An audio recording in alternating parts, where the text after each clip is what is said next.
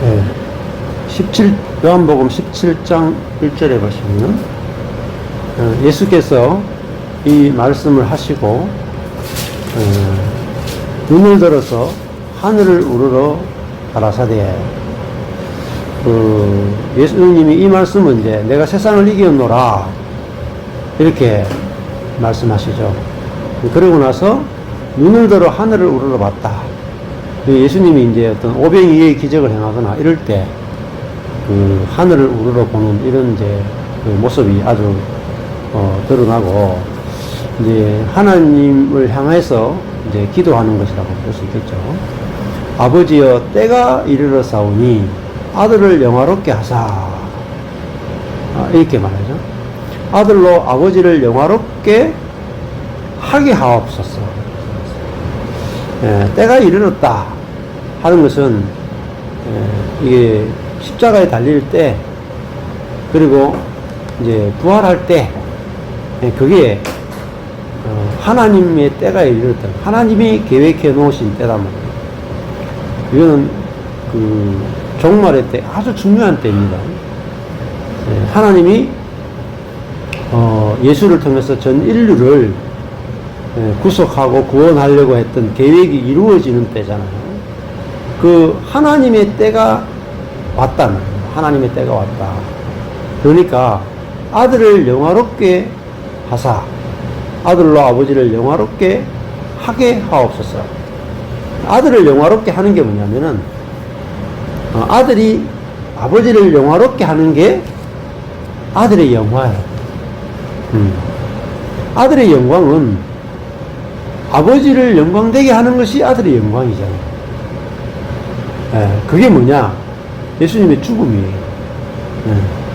예수님 자신이 십자가에 죽으면 뭐가 죽어요? 옛 피조물이 다 죽는 거예요. 그리고 그 옛 피조물을 지배하고 다스렸던 사단도 끝나는 겁니다. 그러니까 옛 사람과 사단이 연합되어 있잖아요. 근데 예수님이 십자가에 죽을 때 그 옛 사람도 죽고 그들을 지배했던 사단의 권세도 옛 사람이 죽으니까 더 이상 다스릴 수 없게 되잖아요. 그래서 예수님의 십자가의 죽음은 그 하나님의 경륜을, 하나님의 행정을 집행하는 너무너무 중요한 사건이 되죠. 그리고 그 예수님의 죽음은 옛 사람을 포함해서 다 죽이는 죽음이다. 근데 이 죽음이 얼마나 영광스러운 죽음입니까? 옛 사람을 다 죽여버리는 그 대표적인 죽음이 예수님의 십자가의 죽음이고, 그리고 모든 예수님의 부활 안에서 모든 사람을 새로운 피조물로 부활시키는 거니까 예수님의 죽음과 부활은 우주에서 일어나는 일 중에 가장 중요한 일입니다. 가장 하나님을 영화롭게 하는 일이고. 그러니까 우리도 내가 잘 사느냐 못 사느냐에 매여가 막 산단 말입니다. 그러면 답이 없어요. 내가 그 사람이 그리스도와 함께 죽었구나. 이럴 때 아버지를 영화롭게 하고, 그 다음에 내가 죽고 내 안에 그리스도가 사는구나 할 때 이게 아버지를 영화롭게 하는 거죠. 자, 예수님은 아들로 사셨단 말입니다. 그래서 예수님의 기도가 뭐냐면은 내가 아들로서 아버지를 영화롭게 하게 하옵소서. 이게 예수님의 기도란 말이에요. 나는 어디로 가요? 십자가로 가잖아요. 십자가는 뭐죠? 수치죠, 수치. 나는 수치를 당해다 줬습니다. 이것이 아버지를 영화롭게 할 수 있다면 내가 수치를 당해도 좋습니다. 이게 예수님이 아버지를 영화롭게 하는 거죠. 근데 아버지를 영화롭게 하니까 아버지가 또 아들을 영화롭게 한다. 안 믿겠어요? 네. 우리가 사도 바울이 내가 살든지 죽든지 내 몸에서 그리스도가 영화롭게 되길 원하고 그리스도가 나타나기를 원합니다 하니까 사도 바울은 자기를 나타낸 사람이 아니라 그리스도를 나타낸 사람이죠. 그 얼마나 영광스럽습니까? 그 영광이라는 단어는 하나님을 나타낸다는 뜻이에요. 하나님의 어떠함을 나타낸다는 뜻이에요. 그러니까 우리도 이 영광을 위해서 지음받았어요. 그러니까 하나님의 영광을 나타내기 위해서 지음받았으니까 우리 자신의 영광은 그 나타내는데 제한을 받게 되어 있어요. 그래서 이런 부분들이 이제 가장 많이 나타나는 말씀이 이제 에베소서 말씀이 영광에 대해서 그 이야기를 말씀을 많이 하게 돼요. 그 에베소서 1장 11절 12절 보면은 모든 일을 그 마음의 원대로 역사하시는 자의 뜻을 따라 우리가 예정을 입어 그 안에서 기업이 되었으니 그 예정을 입어가지고 하나님의 기업이 된 이유는 뭐냐? 하나님의 기업이 돼야 그리스도 안에서 전부터 소망하던 우리로 그의 영광에 찬송이 되게 하려 하십니다. 그러니까 우리가 뭐가 되냐면 영광의 찬송이 되는데요. 우리가 영광스러운 존재다. 하나님이 영광스러운 분이신데 우리도 영광에 참여한단 말입니다. 우리가 뭘 바랬어요? 우리도 주님의 영광, 주님의 영광에 참여하는 그런 은혜를 우리가 받게 됐단 말입니다. 자, 이 영광이 보여야만 내가 죽는 것이 영화롭게 보여요. 자, 그 옥합이 있고 안에 나드가 있잖아요. 옥합이 깨져야 나드가 나오죠. 나드가 나오는 것은 옥합의 영광이에요. 그렇잖아요. 근데 옥합이 안에 나드가 가득히 들어있는데 깨어지지 않으면은 영광이 없어요. 근데 옥합이 깨지면 반드시 순전한 나드가 나와서 그 향기로 모든 것을 다 지배하고 다스린단 말입니다. 그래서 예수님이 십자가에서 자기의 그 사람이 죽고 능력이 죽고 지혜가 죽고 선이 죽고 자기 뜻이 죽는 그걸 통해서 이 하나님을 나타냈단 말입니다. 이게 얼마나 영광스럽습니까? 자, 우리가 예수님을 볼 때, 하나님을 본 것 같다.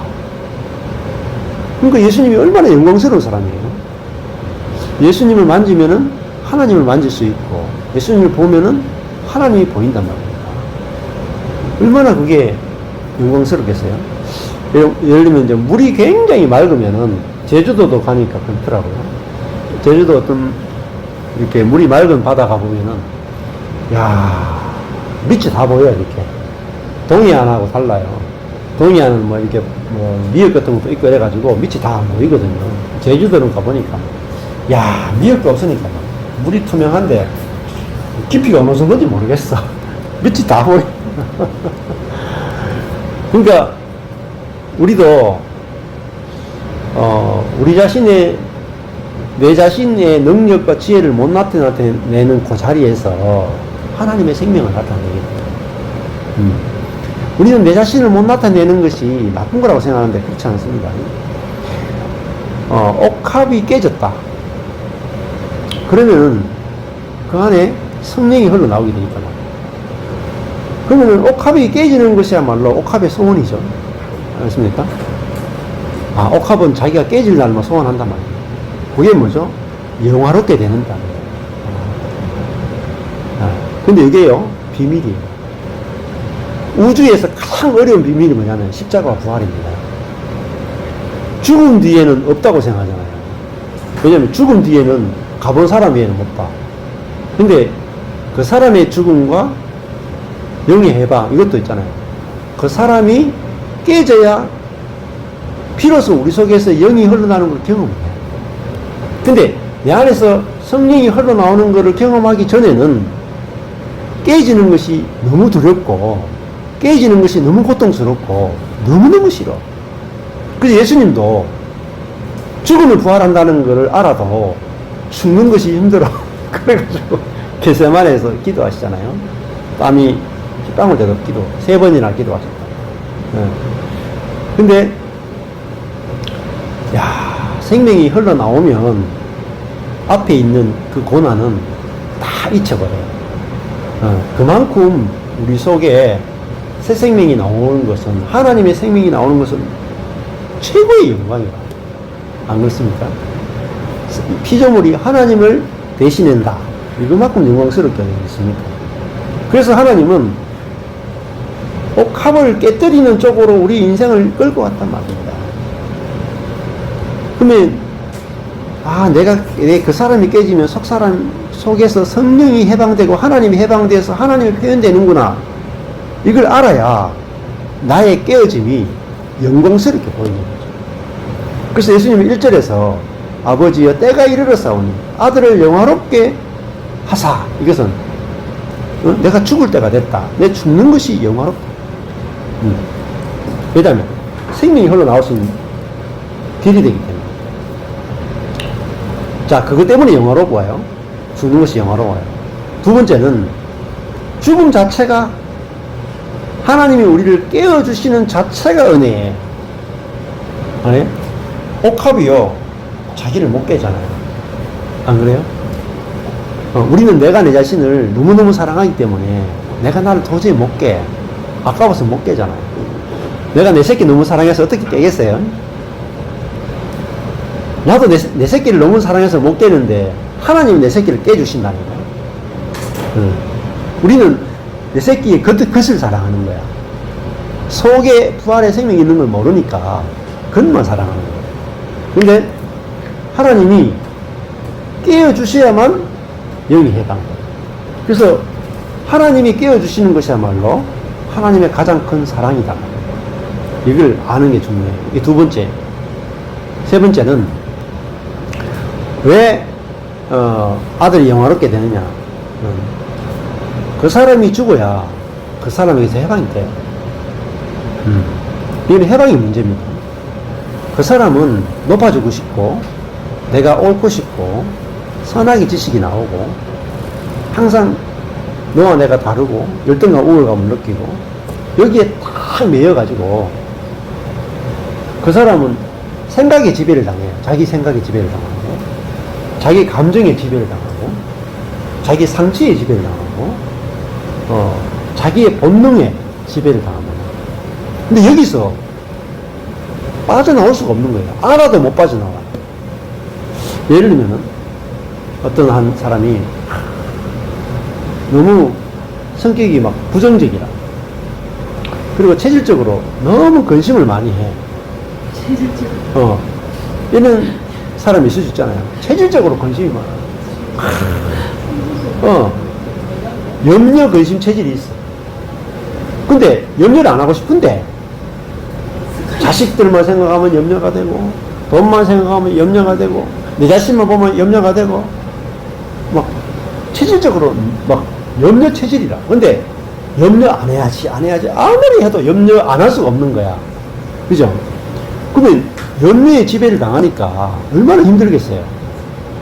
근데 그 염려하는 게 누구냐면 자기가 하나님 됐기 때문에 염려하는 거거든요. 하나님 자기가 능력이 있다고 생각하니까 자기가 해결하려고 하다 보니까 안 되니까 염려가 되는 거거든요. 근데 그 염려하던 그 사람을 죽여버려야 그 사람이 안 나와요. 근데 그 사람을 죽이고 새로운 피조물로 만들어 주시는 것이, 성령으로 살게 해 주시는 것이 하나님의 가장 깊은 사랑입니다. 그러니까 예수님이 자기가 십자가에 죽는 것은 모든 사람을 대신해 죽는 거잖아요. 대표해 죽는 거잖아요. 자기가 죽어야 모든 사람은 자기에게 포함돼서 공짜로 죽는 거예요. 공짜로. 이분이 안 죽으면 우리가 그 죽음에 포함될 수가 없어요. 아담의 범죄에 우리가 자동으로 포함됐던 것처럼 예수님의 죽음에 우리가 자동으로 포함되거든요. 그러니까 자기의 죽음 안에서 모든 옛사람을 다 끝내버렸다는 겁니다. 그러니까 우리도 그 예수님의 죽음을 보면서 야, 십자가는 죄와 악과 고난의 사단의 정욕에 지배당하던 사람이 죽고 끝나버려요. 이제는 그 자아로 사는 게 아니라 우리는 예수의 생명으로 사는 존재가 되는 거죠. 야, 그러니까 죽음이야말로 너무너무 좋은 기쁜 소식입니다. 그래서 워츠만 니가 자기 자아가 죽기를 너무너무 간절히 원했어요. 갈라디아서 2장 20절 읽었는데 내가 그리스도와 함께 십자가 밖에 죽었다 하는데 계속 지식인 거라. 그러니까 아무리 묵상하고 아무리 기도하고 아무리 어디 가서 물어봐도 내 자아가 안 죽는 거라. 그랬더니 계속 믿음이 없고 계속 걱정하고 계속 죄가 나오고 죄 용서는 받겠는데 죄의 권세에서 해방이 안 되는 거예요. 잠시 좀 좋았다가 또 떨어지고 계속 부침이 있고 너무너무 힘든 거라. 그래서 어떻게 하면 내 자아가 죽는가 하다가 워치만니가 막 여러 사람 만나보다가 처음에는 옛사람이 죽었다고 믿어라 이 이야기를 들어가지고 믿으려고 막 너무 몸부림을 치는 거라. 옛사람이 죽었다고 내가 믿어야지 여겨라 아무리 믿어도 안 죽는 거라. 옛사람이 그냥 신념일 뿐이지 실제로 내 옛사람이 끝나는 경험이 안 되는 거예요. 옛사람이 계속 자기를 지배하고 있는 거라. 그러다가 이제 어떤 분을 만났는데 옛사람이 그리스도와 함께 죽으심을 알아야 된다. 그때 아는 정도 그냥 지식으로 아는 게 아니라 계시로 알아야 된다 이 말을 들었거든요. 계시로 아는 게 뭐냐 도대체. 그냥 지식으로 아는 거하고 계시로 아는 게 뭐냐. 고민하다가 어느 날 묵상을 하는데 이가 똑같아요. 저희 아버지가 6.25 전쟁을 치르고 5년 동안 치르고 제대해가지고 저희 어머니하고 결혼을 했거든요. 30살에 21살 되는 엄마랑 결혼했어요. 그래서 낳은 게 우리 딸 5남매라. 그럼 생각해보세요. 우리 아버지가 전쟁터 6.25 전쟁 나갔는데 거기서 중공군에 의해서 죽을 뻔했거든요. 저 위에까지 올라갔다가 중공군이 들어오는 바람에 일사후퇴 때 막 그 눈밭을 구르면서 막 도망오다가 절벽에서 떨어졌어요. 떨어졌는데 혓바닥을 깨물은 거예요. 혓바닥이 잘려가지고 덜렁덜렁거리고 완전 온몸이 피 범벅돼가지고 그 상태에서도 도망 나와가지고 그러니까 후송을 받아가 부산에 와서 부산 병원에서 이거 꾸몄다니까. 혀를 꾸며가지고 혀를 살린 거예요. 그 얘기를 제가 들었거든요. 생각해 보세요. 그때 아버지가 죽었다고 생각해 보세요. 아버지가 돌아가셨다. 그러면은 우리 5남매는 어떻게 됐을까요? 죽은 거라. 그렇죠? 그때 아버지가 죽었으면 우리는 죽은 거잖아요. 그때 아버지가 살았으면 우리는 지금 사는 거라. 그러니까 삶과 죽음이 누구에서 결정되냐면 우리 아버지에서 결정되는 거예요. 우리 위로 올라가면 누가 있냐면 그리스도가 있는 거예요. 그리스도가 십자가에 죽을 때, 그죠? 그리스도 안에 있는 우리가 죽은 거예요. 아버지가 죽을 때 아버지 안에 있는 정자 안에 있는 생명이 죽잖아요. 죽으면 그 위에 우리가 태어날 수가 없어. 마찬가지로 그리스도의 죽음 안에 그분이 죽음 안에 죽으면 내가 죽는구나. 이게 하나님이 연합시켜 놨단 말이에요. 그래서 워치만니가 그걸 깨달은 거라. 와, 그리스도가 죽음했으면 내가 그 안에 포함되어 있으니까 나도 죽었구나. 그리스도가 살았으면 내가 그 안에 포함되어 있으니까 내가 부활했구나. 이걸 탁 깨닫는 순간에 워치마니가 너무 기뻤던 것 같아요. 와, 이거는 내가 나를 죽여야 되는 게 아니라, 내가 나를 부활시켜야 되는 게 아니라, 하나님이 이미 예수 그리스도 한 분 안에서 전 인류를 다 포함시켜가지고 죽이고 부활시키는 일을 다 이미 해놓으셨다는 거예요. 그래서 이거 기쁜 소식을 듣고 깨닫고 알고 믿기만 하면 된다는 거예요. 그러니까 워치먼니가 너무 기뻐가지고, 그 전에 내가 그리스도와 함께 죽었다는 거 다 알았죠. 다 알고 있었어요. 근데 그것이 감격과 기쁨으로 온 적이 없는 거야. 감격과 기쁨과 확신으로 온 적이 없는 거야. 근데 그날 아침에 딱 그걸 묵상하는데, 그리스도가 죽었으면 나도 죽었지. 그리스도가 부활했으면 나도 부활했지. 그리스도와 나는 포함되어 있고 연합되어 있으니까. 그렇잖아요? 엄마가 임신을 했는데, 임신한 엄마가 교통사고로 죽으면 애도 죽는 거라. 엄마가 살면 애도 사는 거잖아요. 그것처럼 그리스도가 십자가에 못 박힐 때는 우리를 임신한 상태, 임신한 상태로, 나를 임신한 상태로 그리스도가 십자가에 죽었기 때문에 나도 죽은 거예요. 이게 영적인 비밀인 거죠. 이거는요, 들리지 않는 사람 모르는 거예요. 이루어진, 하나님이 해놓으신 일이기 때문에, 나와 상관없이 해놓으신 일이에요. 근데 우리는 자꾸 내가 나를 끝내려고 해.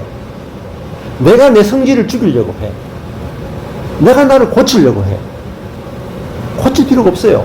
내가 나를 죽일 필요도 없어. 이미 끝난 거야. 야, 이게 복음이더라. 그래서 워치만 내가 너무 기뻐가지고, 형제예요, 내가 그리스도와 함께 죽었다. 내가 그리스도와 함께 죽었다. 그러면서 막 너무너무 기뻐서 날뛰던, 그게 이제 정상적인 그리스도의 책에 보면 나와요. 간증이. 그러니까 똑같이 갈라디아서 2장 20절 읽는데, 누구는 맹하게 읽고 누구는 뭐 기뻐서만 날뛴단 말이에요. 이게 뭐냐면, 기뻐서 날뛰는 게 성령의 계시야. 읽었는데 맹한 게 뭐죠? 지식인 거예요. 그러니까 기뻐서 날뛰려면은, 아, 내가 성경 말씀을 지금 제대로 모르는구나. 모르니까 기쁨이 없는 거예요. 확신이 없는 거예요. 근데 복음은 딱 제대로 내 안에서 딱 깨닫는 순간에 막 기쁨이 넘치는 거예요. 그러니까 확신이 오는 거예요. 거기서 확신이 오게 되면은 거기서 있잖아요, 실제들이 나타나는 거예요. 다른 게 없어요. 저도 뭐 신비한 체험을 했다 이런 게 아니에요. 복음이 그냥 내 왔는데 그게 깨달아지면서 내게 너무 기쁘고 너무 확실하게 믿어지고, 그러니까 경험이 되더라고요. 아주 단순해요. 그래서 오늘 마음보고 17장 1절 말씀 같이 한번 살펴봤습니다. 기도하겠습니다. 하나님 아버지, 복음은 나와 상관없이 그리스도 한 분 안에서 내 사람이 죽고 새 사람으로 부활하고 새 사람으로서 하나님과 연합되어서 하나님의 통치의 도구로 쓰인다는 이것이 이미 다 이루어진 것을 듣고 믿고 경험하고 누리는 것을 알게 하시니 감사합니다. 이 말씀이 너무나 생소하고 너무나 우리가 듣지 못한 말이기 때문에 이해하는 것도 어렵지만, 이 말씀이 가난한 심령에 뿌려질 때에 이것이 성령으로 말미암아 알아지고 믿어지고 누려질 줄 믿습니다. 당신께서 잘하게 하실 줄 믿습니다. 예수님 이름으로 기도했습니다. 아멘.